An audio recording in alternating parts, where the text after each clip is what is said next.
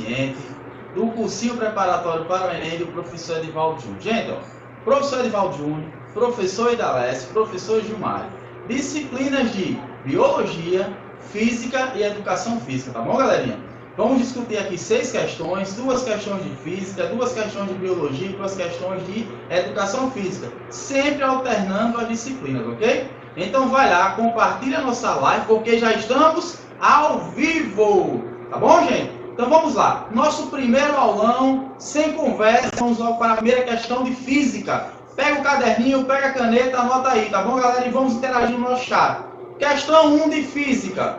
Em um experimento foram utilizadas 2 garrafas PET, uma pintada de branco e outra de preto, acopladas cada uma a um termômetro. O termômetro é o dispositivo utilizado para se medir a temperatura dos corpos. No ponto médio, ou seja, no ponto central entre as distâncias entre as garrafas branca e preta, entre as garrafas, foi mantida acesa durante alguns minutos uma lâmpada incandescente, ou seja, uma fonte de luz, como também uma fonte térmica. Em seguida, a lâmpada foi desligada. Durante o experimento, foram monitoradas as temperaturas da garrafa. A. Enquanto a lâmpada permaneceu acesa. E B. A outra informação, após a lâmpada ser desligada e atingir o equilíbrio térmico com o ambiente. Antes de discutir as alternativas da questão, vamos observar essa imagem que tem a lâmpada incandescente acesa e as 2 garrafas, uma branca e outra preta. Gente, ó, a absorção de calor, nesse caso aí, tanto por parte da garrafa branca, como também da garrafa preta, vai ser por radiação. É o processo de transmissão de calor por meio de ondas eletromagnéticas, por meio de raios infravermelhos. Lembrando que não há o contato dessa fonte de luz, tampouco da fonte térmica, com as garrafas, mas sim apenas a aproximação. Lembrando que elas estão equidistantes. Que é isso, Edivaldo? Estão à mesma distância da lâmpada, ok? Gente, ó, o aquecimento de qualquer objeto ele varia de acordo com a sua cor, tendo em vista o aspecto de luz, espectro de luz, que tem cor com cor, tá bom? Nesse caso aí, ó, materiais com cores distintas, vai ocorrer a absorção de energia térmica também diferente, se propagando de uma forma com uma velocidade diferente o aquecimento radiante. Lembrando que esse procedimento aí, o aquecimento tanto da garrafa branca como da garrafa preta, será por meio da radiação. O processo de transmissão de energia térmica, que significa o quê? Calor. Lembrando, mais uma vez, que o calor corresponde ao processo de transmissão de energia térmica que ocorre entre corpos que estão em diferentes temperaturas. Lembrando lá no finalzinho da questão que diz, ó, até atingir o equilíbrio térmico. Edivaldo, quando é que corpos atingem o equilíbrio térmico? Quando apresentam a mesma temperatura. Voltando para a imagem. Corpo branco e corpo preto. O corpo preto ele tem um poder de absorver mais energia térmica. Se tem o poder de absorver mais energia térmica, o que é que vai acontecer? A sua temperatura vai aumentar, ele vai sofrer uma variação de temperatura com uma velocidade maior, quando comparado com o corpo branco. Isso é notado, por exemplo, quando em dias ensolarados, o que é recomendável? Utilizar roupas de cor branca. Por que, Edivaldo? Porque ela absorve uma taxa mínima de calor, de energia térmica. Ela reflete a grande quantidade de energia térmica que incide sobre ela. O raio de luz, né, o raio térmico, por exemplo, incide sobre o objeto branco e é grande parte dele, cerca de 98%, ele é o quê? Refletido, aquecendo menos. Já o objeto de cor preta, quando a fonte de luz, né, a fonte de calor, os raios infravermelhos incidem sobre ele, ele absorve de 90% a 98% dessa temperatura. Então, com isso, corpos de cor escura tendem a aquecer mais rápido do que os corpos com a cor clara. Com isso, de acordo com essa imagem nessa questão, a garrafa preta, mesmo estando uma fonte térmica igual à garrafa branca, ela irá aquecer mais rápido. E, consequentemente, vai ter uma variação de temperatura também mais rápido. Lembrando que o processo de calor, ele ocorre sempre a doação de energia térmica, a transmissão de energia térmica do corpo de maior temperatura para o corpo de menor temperatura. Então, explorando essa imagem agora, vamos para as alternativas da questão 1. Diz, a taxa de variação da temperatura da garrafa preta, em comparação à da garrafa branca, durante todo o experimento foi, letra A, igual a um aquecimento e igual a um resfriamento, ou seja, a temperatura da garrafa preta, ela aumentou na mesma proporção de que, quando comparado com a garrafa branca, que foi que a gente observou, gente, corpos escuros tendem a aquecer mais rápido. Por quê? Porque eles absorvem mais uma quantidade de energia térmica. Ele tem um poder de absorção maior do que corpos brancos. Então, naquela situação ali, como já foi discutido, a garrafa preta, ela irá absorver uma maior quantidade de calor do que a garrafa branca. E, consequentemente, vai sofrer uma variação de temperatura maior. Então, na letra A diz, a taxa de variação da temperatura da garrafa preta em comparação à da garrafa branca, durante todo o experimento, foi a letra A. Igual no aquecimento, igual no resfriamento? Não. A garrafa preta ela tem um poder maior de absorção e, consequentemente, de aquecimento. Então, a alternativa A ela está errada. Letra B. Maior no aquecimento? Ok. E igual no resfriamento? Não. A gente viu no processo de calor que quanto maior a temperatura do corpo, maior será a energia cedida por ele durante o processo de transmissão de energia térmica. Então, após esse processo de aquecimento, de fornecimento de energia térmica por parte da lâmpada, o corpo, a garrafa escura, a garrafa preta, no caso, vai apresentar uma temperatura maior do que a garrafa branca. Lembre-se, corpos com maior temperatura tendem a perder mais energia térmica. Então, a letra B também está errada. O que é que tem de errado aí na letra B? A afirmação igual no resfriamento. O resfriamento também vai ser diferente, tá bom? Em razão da absorção de energia térmica logo lá no início. Letra C. A garrafa preta vai ter uma variação de energia menor no aquecimento e igual no resfriamento? Não. Todo objeto com a cor preta tende a receber maior quantidade de energia térmica e, consequentemente, tem uma variação de energia maior. Então, a letra C também está errada. Letra D. Maior no aquecimento? Ok. Maior no aquecimento e menor no resfriamento? Errado. Esse último pontinho aí, menor no resfriamento, deixa a questão de forma errada. Então, a taxa de variação da temperatura da garrafa preta, em comparação à garrafa branca, durante todo o experimento foi, letra E, maior no aquecimento e maior no resfriamento. Então, a alternativa correta nessa questão não é nem aí, viu, gente? A alternativa é, por quê? Os corpos de cor preta tendem a aquecer mais rápido do que os corpos de cor branca, aqueles corpos de cores mais claras. Então, consequentemente, o aquecimento vai ser mais rápido, como também a perda de energia térmica, o resfriamento, também vai ser mais rápido. Então, galerinha, primeira questão de física, a alternativa correta é a letra E. Maior no aquecimento e maior no resfriamento, beleza? Olá, galerinha, tudo bem com vocês?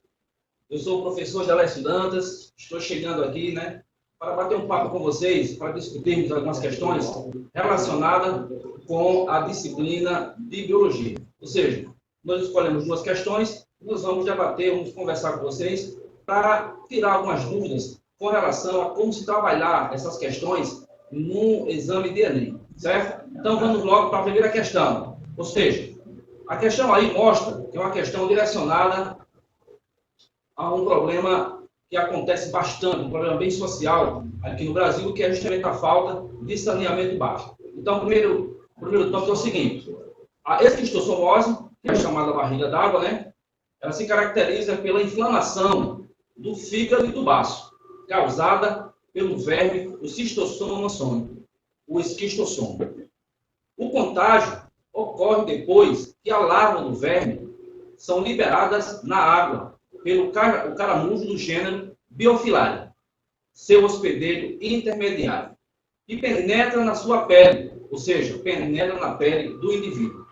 Após o diagnóstico, o tratamento tradicional utiliza medicamentos por via oral para matar o parasita dentro do corpo. Uma nova estratégia terapêutica, ela baseia-se na utilização de uma vacina, feita a partir de uma proteína extraída do verme, que induz o organismo humano a produzir anticorpos para o combate e a prevenção da doença. Ou seja, temos que prestar bem atenção o que é que o enunciado da pergunta introduz.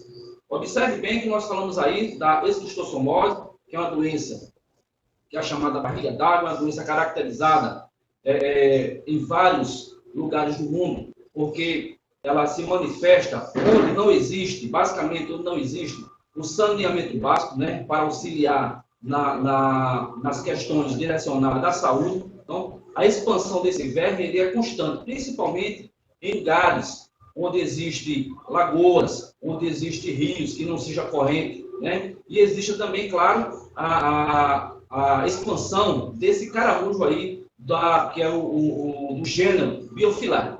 Preste atenção que não são todos os caramujos que vai condicionar, né? Vai fazer o intermédio desse tipo de doença. É o caramujo do gênero Biophyllaria, que é justamente o chamado hospedeiro intermediário. Então, observe bem o contexto da pergunta e vamos para as questões. Então, a partir do enunciado, né, lá da pergunta, que está relacionado com a doença da esquistossomose, provocada pelo caramujo, né, do gênero Biophyllaria. Então, vamos aqui às questões. Então, o que é que diz aqui das questões? Uma vantagem da vacina em relação ao tratamento tradicional é aquele que poderá. Então, se liguem, né? Prestem bem atenção, interpretem bem, porque estamos falando de vacina, né? Então, a vacina é um tipo de componente utilizado para prevenção. Então, aí você já se liga, né? Já se liga no que vem pedindo as respostas. Então, na letra A diz o seguinte: impedir a penetração do parasita pela pele. A vacina não tem esse poder de impedir a penetração do parasita pela pele. Então, já é uma alternativa que você já deve descartar. A letra B, eliminar o caramujo para que não haja contágio. Bom, eliminar o caramujo, a vacina tem esse poder? Não, né? Observe que a vacina não tem esse poder de eliminar o caramujo para que ele não provoque o contágio na pessoa. Letra C, impedir o acesso do esquistossomo especificamente para o fígado. Como? Se o esquistossomo está fora do corpo, não está dentro ainda, né? Então, ela não pode impedir o acesso do esquistossomo especificamente para o fígado. E o fígado é um órgão que vai estar interno, né? É um órgão interno, ele vai receber, claro, ele vai receber as larvas, e aí é outra coisa. Mas nesse contexto aqui, não. Então, a letra C também é uma questão que a gente já elimina. Então, a letra D, eliminar o esquistossomo antes que ocorra contato com o organismo, do mesmo modo. Não é que pode, a vacina não tem esse poder de eliminar o esquistossomo antes que ocorra o contato com o organismo. Então, essas 4 questões aí, você já mata direto se você souber qual é a grande vantagem que existe com a vacina, né? Então, a vacina é um componente destinado, né, a fazer a proliferação, né? A fazer o processo de prevenção. Então, a letra E é a que mais se aproxima, e a que mais se aproxima não, é a que mais está direto na resposta, né, do contexto da pergunta. Letra E, eliminar o esquistossomo dentro do organismo antes da manifestação dos sintomas. Aí sim, observe que o contexto da pergunta, com o pedido aqui, o enunciadozinho, o pedido, né? Qual a vantagem da vacina em relação ao tratamento tradicional que ela pode, né, ocasionar no indivíduo. Então, o que vai acontecer? Eliminar o esquistossomo dentro do organismo, né? Quando o esquistossomo chega dentro do organismo, aí a vacina vai atuar eliminando o esquistossomo dentro do organismo antes que ele, né, libere as larvas e infeste, né, os órgãos, provocando sintomas indesejáveis, né, os sintomas da própria doença. E nós temos que observar bem, né, que a resposta certa no caso é a letra E, nós temos que observar que eliminar as questões do sono dentro do corpo, né? A vacina, ela vai agir aonde? Vai agir internamente, não externamente. Vai agir internamente. Então, galera, o cuidado com o enunciado e o cuidado com as perguntas, né? Ela é fundamental. Temos que saber fazer essa ponte entre a pergunta, né, e as questões do qual nós iremos responder, no qual as respostas. Tem que ter muito cuidado nessas alternativas, porque elas se parecem muito. Né? Então, ou você sabe do assunto, né, ou você pode ir pela eliminação, a forma de você eliminar aquelas que não tem nada a ver com o contexto da pergunta, mas aí já é outra coisa. Né? O correto é nós estarmos, né, por dentro do assunto, tem que realmente estudar, que é para poder contextualizar bem direto a pergunta. Ok? Bons estudos, galera, e até a próxima. Vamos para a primeira questão da educação física. A primeira questão da educação física, ela vem falar sobre as dimensões sociais do esporte. Olhe que a educação física ela está presente nas questões do Enem, na área das linguagens, e ela vai tratar basicamente sobre o esporte, sobre conhecimento corporal, sobre cultura corporal, né? E sobre a educação física escolar, certo? E a primeira questão diz assim: no esporte participação ou esporte popular, a manifestação ocorre no princípio do prazer lúdico, que tem como finalidade o bem-estar social dos seus praticantes. Está associado intimamente com o lazer e o tempo livre, e ocorre em espaços não comprometidos com o tempo e fora das obrigações da vida diária. Tem como propósitos a descontração, a diversão, o desenvolvimento pessoal e o relacionamento com as pessoas. Pode-se afirmar que o esporte participação, por ser a dimensão social do esporte mais interrelacionada com os caminhos democráticos, equilibra o quadro de desigualdades de oportunidades esportivas, encontrado em toda a dimensão do esporte performance. Enquanto o esporte performance só permite sucesso aos talentos ou aqueles que tiverem condições, o esporte participação favorece o prazer a todos que dele desejarem tomar parte. O que é isso aí? As dimensões sociais do esporte vai trazer 3 dimensões ao qual o esporte está ligado. O esporte participação, que é o foco dessa nossa questão, o esporte performance, que também é chamado de esporte desempenho, e o esporte educação. Então, precisamos ter consciência de que dentro dessas dimensões sociais, nós vamos ter 3. E aí na questão, ele está pedindo exatamente para que você entenda o esporte participação. Ele faz um breve resumo. Então, o que é o esporte participação, galera? O esporte participação é aquela participação esportiva que vai te dar prazer, que vai ser feita no momento de lazer, que vai ser aquela participação onde não vai envolver todas as características do esporte tradicional. Por exemplo, a gente tem o futebol como a modalidade esportiva mais praticada em todo o mundo, mas que ela é praticada em qualquer lugar. As suas características a gente pode encontrar em uma pelada, em um rachão, né? Até mesmo em um mirim que é jogado no meio da rua.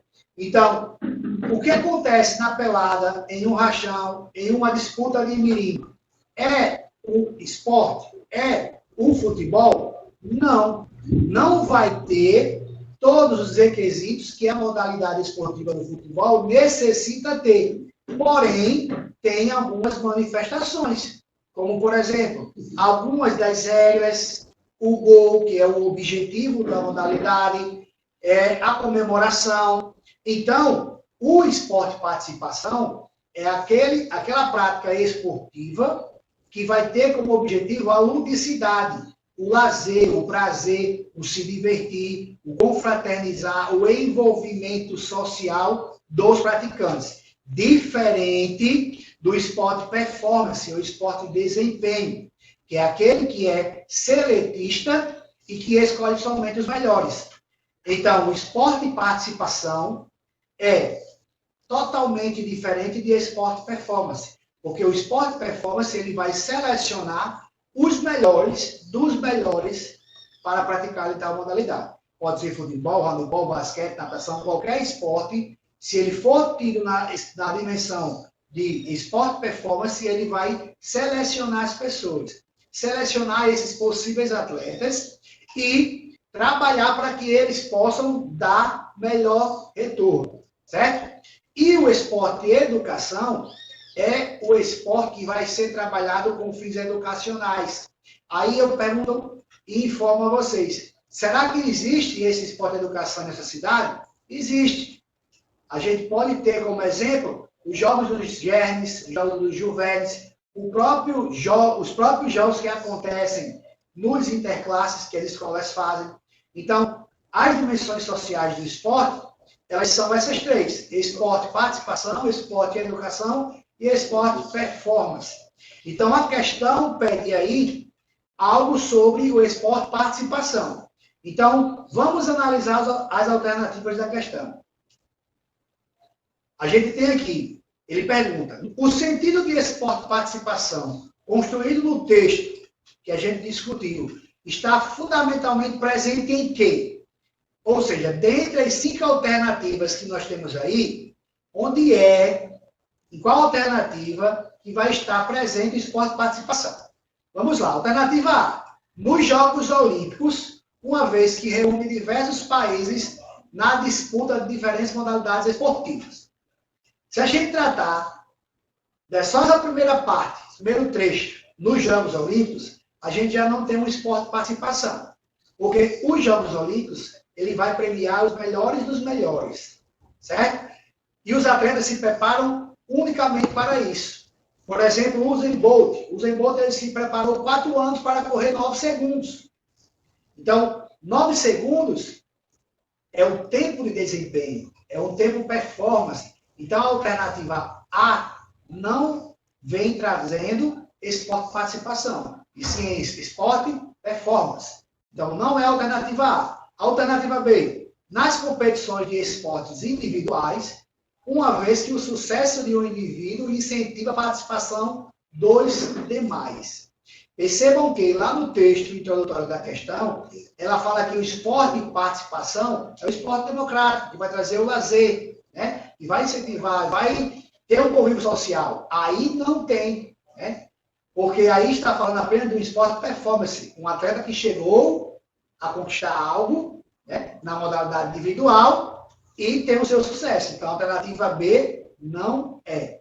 A C, nos campeonatos oficiais de futebol, regionais e nacionais, por se tratar de uma modalidade esportiva muito popular no país. O que eu falei, a questão do futebol ser amplamente praticado em todo o mundo. Mas não é a alternativa correta. Por quê? Porque campeonato oficial quer dizer que as regras oficiais da modalidade serão cumpridas. Então, não vai existir margem para iniciação, para participação de alguém que não tem intimidade com essa modalidade. Então, a alternativa C está também errada. A alternativa D, nas competições promovidas pelas federações e confederações, cujo objetivo é a formação e a descoberta de talentos. Federações e confederações são órgãos regulamentadores das modalidades esportivas. Confederação Brasileira de Futebol, Federação Norte-Rio-Grandense de Futebol. Então, essas entidades são as que regulamentam as regras. E o resto da alternativa, cujo objetivo é formação e descoberta de talentos. Se eu quero descobrir talentos, o que acontece naqueles testes que fazem o ABC, o América e outros clubes de futebol? Eles selecionam. Então, se eles selecionam, eles estão querendo os melhores. Então, nada tem a ver a alternativa A, B, C e D com esporte participação. Vamos analisar a alternativa E. Nas modalidades esportivas adaptadas, cujo objetivo é o maior engajamento dos cidadãos. Olha aí, esporte, participação. O que é que vai acontecer? Vai acontecer uma adaptação das regras dessa modalidade esportiva para que todas as pessoas ou o maior número de pessoas possam participar. Então, isso é o esporte participação, onde vamos ter uma manifestação de uma modalidade esportiva sendo praticada por uma maior quantidade de pessoas. Então, a alternativa correta, a alternativa é nas modalidades esportivas adaptadas, cujo objetivo é o maior engajamento dos cidadãos. Beleza, galera?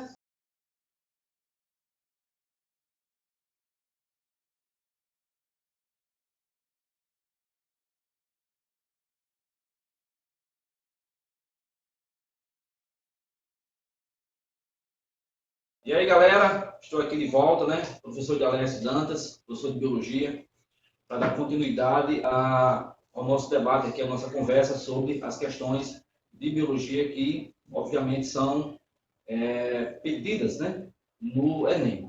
Eu quero alertar vocês um detalhe. As questões, vocês podem perguntar, mas professor, as questões são difíceis? Não são difíceis, as questões não são difíceis. Existem dois fatores aí. Primeiro, você tem que estudar. E segundo, você tem que interpretar. Ter uma boa interpretação, prestar atenção, aí você vai fazer a ligação da pergunta com a resposta, entendeu? Não é difícil. Né? Agora nós temos essa ideia que o Enem é difícil. Não é difícil. Vamos lá para a segunda questão. Bom, a segunda questão diz o seguinte: a poluição radioativa compreende mais de 200 nucléidos, né? São 200 nucleídos. Sendo que, do ponto de vista de impacto ambiental, destaca-se o césio 137 e o estrôncio 90. A maior contribuição de radionucleotídeos antropogênicos no meio ambiente ou no meio marinho ocorre durante as décadas de 1950 e 1960. Como resultado dos testes nucleares realizados na atmosfera. O estrôncio 90 pode se acumular nos organismos vivos e em cadeias alimentares e, em razão de sua semelhança química, pode participar no equilíbrio com o carbono e substituir o cálcio em diversos processos biológicos. Então, a questão aqui está relacionada com a poluição radioativa, né? E, em especial, o estrôncio 90, que é um tipo de elemento que ele se parece muito com o cálcio, né? Ele, quando está no ambiente, quando está na cadeia alimentar, ele parece muito com cálcio. E aí, ele é um elemento radioativo, né? Que é oriundo dos testes nucleares, né? De algum vazamento em usinas nucleares e tal. Então, ele se dispersa pelo ambiente e, consequentemente, vai se acumular em cadeias alimentares. Então, preste atenção que na questão diz o seguinte, ó, o cálcio 90 pode se acumular nos organismos vivos e em cadeias alimentares. Em razão de sua semelhança química, pode participar no equilíbrio com o carbonato e substituir o cálcio. Isso é muito fundamental quando você vê essa questão. E substituir o cálcio em diversos processos biológicos. Aí nós vamos observar as questões para você ver essa relação, o que tem a ver, essa relação com o contexto da pergunta. Aí o complemento da pergunta é o seguinte: ao entrar numa cadeia alimentar, da qual o homem faz parte, em que tecido do organismo humano o estrôncio 90 será acumulado predominantemente? Olha, veja bem, se ele entra em contato com o ambiente, entra em contato com a cadeia alimentar. A cadeia alimentar, ela existe no ambiente que é justamente para dar aquela dinâmica de alimentação para as diversas espécies. E aí, é claro, se esse elemento, como ele é radioativo, ele entra na cadeia alimentar, obviamente ele vai se alojar nos vegetais, né, nas plantas de um modo geral. E aí é que entra o componente principal. Se o estrôncio 90, né, ele pode, em alguns momentos, né, substituir, ele engana a própria planta, né, fazendo se passar pelo cálcio, então a planta absorve. Né? Então ele está no ambiente, ele toma a posição, toma o modelo do cálcio, é absorvido pela planta, porque a planta, para crescer, precisa do cálcio, né, para ajudar no crescimento dela. Então, o estrôncio, ele vai estar no ambiente, né, disfarçado aí de cálcio, e a planta absorve. O que é que vai acontecer? Os animais, obviamente, vão se alimentar, principalmente vacas e cabras, que são vacas, cabras e ovelhas, né, que são animais que produzem, né, o leite. Consequentemente, ao se alimentar, na cadeia alimentar, ao se alimentar do vegetal, ele vai diretamente para o corpo desse animal, em especial para a produção do leite. Vai se acumular no leite, né? E, consequentemente, quando se acumula no leite, o que é que vai acontecer? Vai acontecer que, se qualquer indivíduo se alimentar daquele leite, daquele animal ali, que está contaminado, ele vai mandar para o seu organismo o estrôncio, né? De uma forma ou de outra, ele vai para o seu corpo. Então, as questões dizem o seguinte: ao entrar numa cadeia alimentar, da qual o homem faz parte, em qual tecido do organismo humano o estrôncio 90 será acumulado predominantemente? Se você fez um estudo direcionado, né, para esse tipo de elemento, você vai matar a resposta de imediato. Caso contrário, você pode fazer a ligação, né, entre o enunciado da pergunta e o que pede ela aqui. Então, falamos do estrôncio 90, que ele se passa pelo cálcio, o cálcio vai se acumular nas cadeias alimentares, os animais vão se alimentar e, consequentemente, esse estrôncio aí vai passar, em especial entre vacas, ovelhas e cabras, esse alimento vai se acumular no leite. Então, qual o tecido que tem uma relação direta com o cálcio, né, com a função do cálcio no organismo? O cartilaginoso, na letra A, de imediato você elimina, né? Porque o cartilaginoso forma-se cartilagem. Não tem muita ligação com a questão da produção, né, do esqueleto. O sanguíneo também não, apesar de que o nosso corpo tem muitos, o sangue ele é um componente que transmite, né, vários compostos para demais partes do corpo, mas não é o tecido sanguíneo. O muscular também não, porque o muscular está relacionado com o músculo, né, com a fisiologia ligada ao oxigênio, não tem muita ligação com o contexto do cálcio, não. O sistema nervoso, apesar de precisar, mas não é. O sistema nervoso está relacionado com o levar e trazer das terminações nervosas. Então, de imediato, de cara, é a letra E, o sistema ósseo, né? Por que o sistema ósseo? Porque tem, ele se passa pelo cálcio, o cálcio está diretamente ligado à produção dos ossos, né, que formam o esqueleto humano, e, consequentemente, o esqueleto humano é formado pelo tecido ósseo. Então, a resposta certa, a letra E, tecido ósseo. Agora, quer dizer, são perguntas difíceis? Não, são perguntas fáceis. O que falta é justamente a gente fazer a boa interpretação e a compreensão entre a pergunta e a resposta.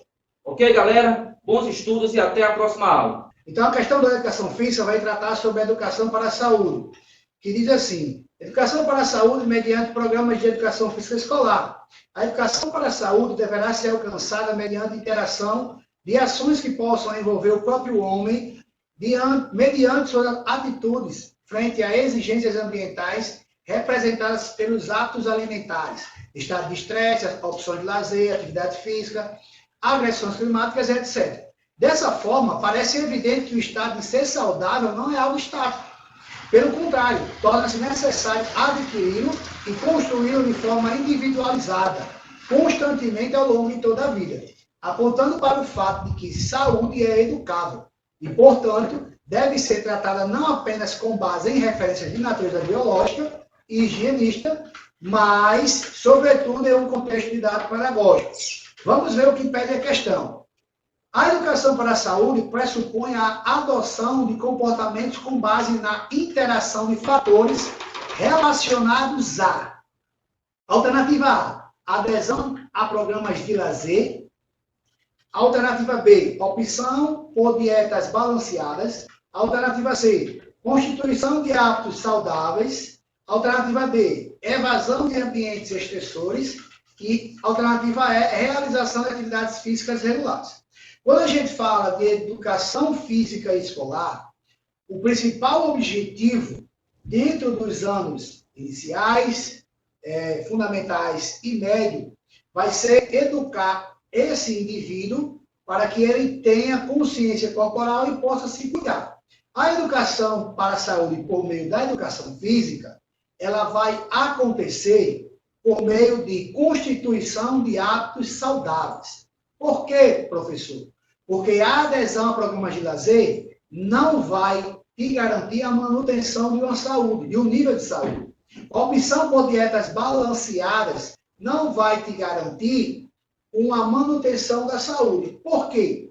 Porque uma dieta balanceada, ela não vai estar diretamente te garantindo 100% da saúde. Por quê? Porque precisa-se a prática regular do exercício físico. Alternativa D, evasão de ambientes estressores.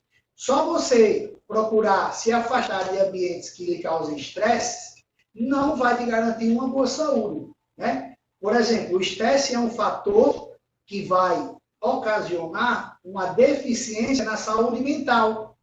Então, se você procurar se evadir desses locais, você vai possivelmente ter uma saúde mental bacana. Porém, uma saúde física e uma saúde social pode ser afetada por outros fatores. Por isso, a alternativa D também não é a correta. E a alternativa E, que pode sim ser uma alternativa que gere confusão em nossa cabeça, porque ela diz realização de atividades físicas regulares. A educação física, ela preza dos seus primórdios a prática do movimento corporal, como a manutenção, a recuperação, né, da saúde. Porém, a alternativa pede a educação para a saúde, pressupõe o quê? A adoção de comportamentos com base na interação de fatores relacionados à realização de atividades físicas regulares? Não. Porque, como eu falei a respeito da alternativa B, somente a adoção por uma opção de dieta balanceada não vai me garantir uma boa saúde. Porque eu preciso de quê? De um conjunto de fatores, de hábitos saudáveis que me permita ter uma vida mais saudável. Aí a gente pode fazer um englobamento de todas essas alternativas que vai se resumir na alternativa C. Por exemplo, a gente pode juntar a adoção de programas de lazer com a opção de dietas balanceadas e evasão de ambientes estressores e realização de atividades físicas regulares em uma só alternativa, que é o quê? Constituição de hábitos saudáveis. Se eu passar a ter hábitos saudáveis no meu dia a dia, que vai ser o quê? Se alimentar adequadamente, dormir adequadamente, praticar atividade física regular, ter um bom convívio social, etc, etc, etc, eu vou ter níveis de saúde mais adequados para que eu possa viver mais ou viver bem, viver melhor. Então, a alternativa correta é constituição de hábitos saudáveis, que vai estar diretamente relacionado com a educação para a saúde. Beleza, galerinha? Na questão 2 diz, em 1962, um jingle, vinheta musical, criada por Heitor Carilo, fez tanto sucesso que extrapolou as fronteiras do rádio e chegou à televisão, ilustrado por um desenho animado. Como é que era esse desenho animado? Nele, uma pessoa respondia ao fantasma que batia em sua porta, personificando o frio. Ou seja, uma pessoa lá personificando o frio, não é? Dublando o frio, ele batia na porta, que não o deixaria entrar, pois não abriria a porta e compraria lãs e cobertores para aquecer sua casa. Apesar de memorável, tal comercial televisivo continha incorreções a respeito de conceitos físicos relativos à calorimetria. Então vamos observar alguns pontos aí com relação a essa questão. Ó. Nele, uma pessoa respondia ao fantasma que batia em sua porta personificando o frio, que não deixaria entrar, pois não abriria a porta e compraria lãs e cobertores para aquecer sua casa. Gente, a primeira informação errada com relação a essa questão é nesse trecho aí, que diz que não abriria a porta e compraria lãs para aquecer a casa. A lã e a porta, eles são isolantes térmicos, eles não são fontes de calor. Fontes de calor, por exemplo, que podem nos aquecer, é uma fogueira, uma lâmpada acesa, a radiação solar. Tudo isso aí são fontes térmicas de calor, porque eles aquecem os corpos. No entanto, até erroneamente falando no nosso cotidiano, a gente costuma associar, vou colocar esse cobertor, esse lençol, esse agasalho para aquecer, para ficar aquecido. Fisicamente, essa afirmação ela está errada, porque esses itens, eles não aquecem o corpo, porque eles não são fontes de calor, eles são isolantes térmicos. A madeira, o plástico, o PVC, lã, borracha, são exemplos de isolantes térmicos. Edivaldo, qual é a finalidade do isolante térmico? Inibir, ou seja, conter o fluxo de energia térmica, né? Esse processo de trânsito de energia térmica que se dá do corpo de maior temperatura em direção ao corpo de menor temperatura, que conhecemos como calor. Então, nesse caso aí, ele pede, apesar de memorável, tal comercial televisivo continha incorreções, ou seja, afirmações erradas, situações equivocadas, a respeito dos conceitos físicos relativos à calorimetria.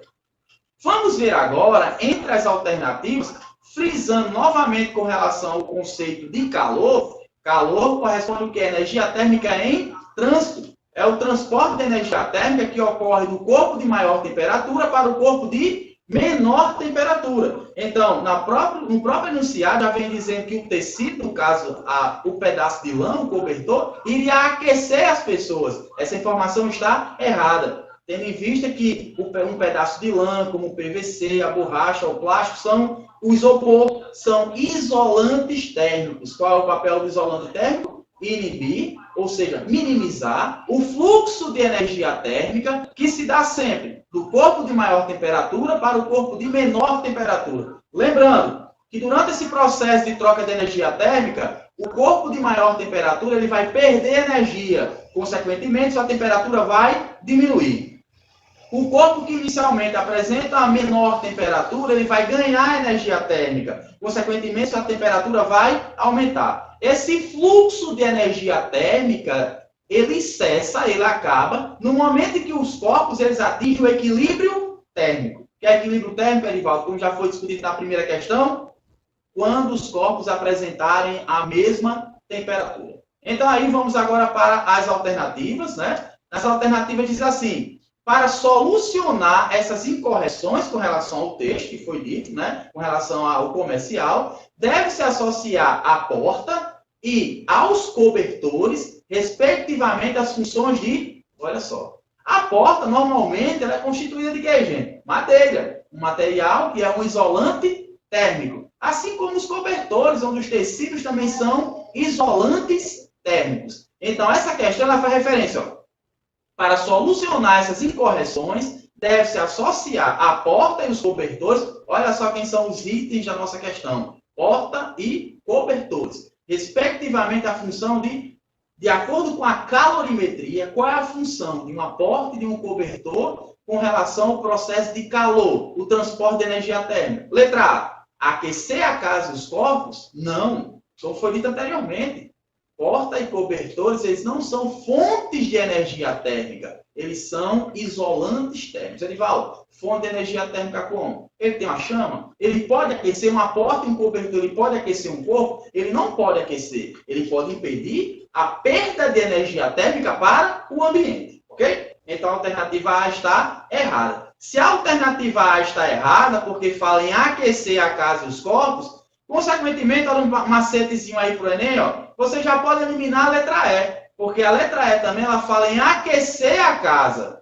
Então, a letra E também já está errada. Portas e cobertores, eles não são fontes de energia térmica. Eles não são fontes de calor. Fontes de calor a gente tem quem? O sol, por meio dos raios infravermelhos, uma fogueira, uma lâmpada acesa, são fontes que aquecem os corpos. Em si, eles são fontes de calor. Mas uma porta e um cobertor, eles são isolantes térmicos. Então, só aí no fato de aquecer, letra A e letra E elas estão erradas. Letra B. Evitar a entrada do frio na casa e nos corpos? Será que um simples cobertor vai impedir a entrada de frio na casa? Não vai, não é? Então, eles têm a única função de serem isolantes térmicos, de inibir a perda de energia térmica para o ambiente. Então, o fato de evitar a entrada de frio, a porta e o cobertor, eles não têm essa propriedade de evitar a entrada de frio. Lembrando que frio e quente é uma sensação térmica que varia de corpo para corpo. Muitas vezes estamos em um ambiente onde um colega está sentindo frio, sensação térmica de frio, e nós mesmos, até outro colega, está, ai, que quentura, que negócio quente danado. Porque quente e frio são sensações térmicas. Então, a letra B também está errada. Letra C, minimizar, ou seja, inibir a perda de calor pela casa e pelos corpos. Qual é a função mesmo dos isolantes térmicos? Inibir, minimizar a perda de energia térmica, tanto a perda como também o ganho de energia térmica, vamos deixar isso aí bem claro, desse corpo para o ambiente. Vamos só pular aqui a letra C, vamos passar para a letra D aqui, ó. Diminuir a entrada de frio na casa e aquecer os corpos. Afirmação completamente errada. Diminuir a entrada de frio. Está equivocada. E aquecer os corpos não é fonte térmica. Gente, só o fato de aquecer os corpos nessa questão, você já poderia eliminar quem? A letra A, a letra D e a letra E. Né? A letra B também ela está errada, porque não evita a entrada de frio na casa nos corpos. Então, a alternativa correta é a letra C. Por que a letra C? A letra C diz o quê? Minimizar a perda de calor. Qual é a função do isolante térmico, que foi discutido aqui bastante? Minimizar a perda de energia térmica desse corpo para o ambiente. Como também minimizar o ganho de energia térmica. É esse o papel dos isolantes térmicos. Minimizar o ganho, como também a perda de energia térmica. Esse processo de transferência, de transmissão, fluxo de energia térmica que se dá sempre do corpo de maior temperatura para o corpo de menor temperatura, é o que chamamos de fenômeno calor. Então, a alternativa correta é a letra C. Minimizar a perda de calor pela casa e pelos corpos. Minimizar a perda de calor pela casa é a função de quem? Da porta, que é o isolante térmico. E pelos corpos? Do agasalho, dos cobertores. Lembra, os cobertores eles não vão aquecer os corpos, eles vão minimizar a perda de energia térmica, como também o ganho de energia térmica, dependendo da situação. Muitas vezes, até a gente se depara com pessoas andando ao meio-dia, um dia completamente quente, com a temperatura tão elevada, com um moletom de agasalho. Lá vai o doido passando, gente. É porque ele está protegendo a pele. Ou seja, aquele agasalho, como é o isolante térmico, aquela camisa térmica, ele impede o ganho de energia térmica, não só também a perda. Então, nessa questão, a alternativa correta é a letra C. Minimizar a perda de calor pela casa, através da porta, que é um isolante térmico, e pelos corpos, por meio dos cobertores também, que são isolantes térmicos. Gente, então aqui encerramos a nossa live. Eu quero chamar aqui, convidar agora o professor Idalécio e o professor Gilmário. Então, eu quero agradecer aqui aos nossos colegas professores que se dispuseram. Já tem um cartaz aí, quando é a próxima live? Dia 15. Dia 15 de julho, live sensacional. Português e matemática, galerinha. Mas é importante que o tempo seja maior, que vocês se inscrevam. E peçam aos colegas que se inscrevam. Campanha, 1000 inscritos no portal do Edivaldo. Vai lá, galera, compartilha, compra essa ideia, tá bom, gente? Agradeço a todos vocês, aos professores que quiseram participar. Um forte abraço e até a próxima live. Valeu, galera!